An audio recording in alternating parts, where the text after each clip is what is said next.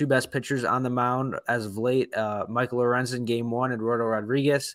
Game 2, the Pirates will send Luis Ortiz to the mound.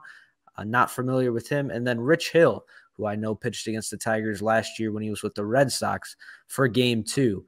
For the Pirates, they're a team that struggled in the month of May, had a really surprising month of April. So, Yooper, I want to get your thoughts on the Pirates and Tigers series. Is it realistic to expect 2 wins out of this series, or what do you think we could see from the Pirates coming into Comerica?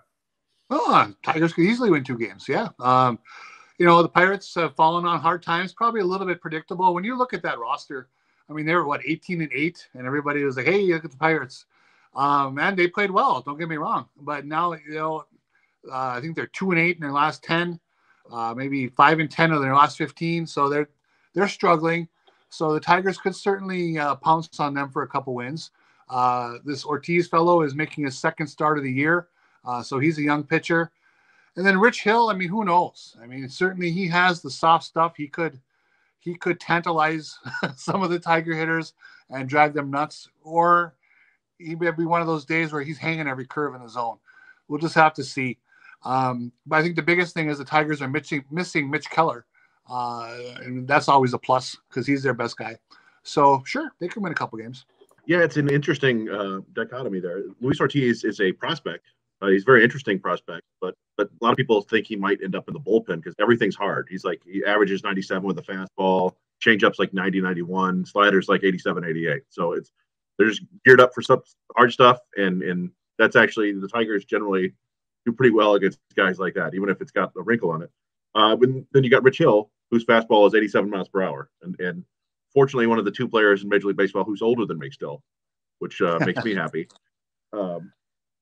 But yeah, I mean, it traditionally speaking, you would expect the Tigers to get to the guy who throws harder and struggle against the guy who throws the soft stuff. But I do like the pitch matchups.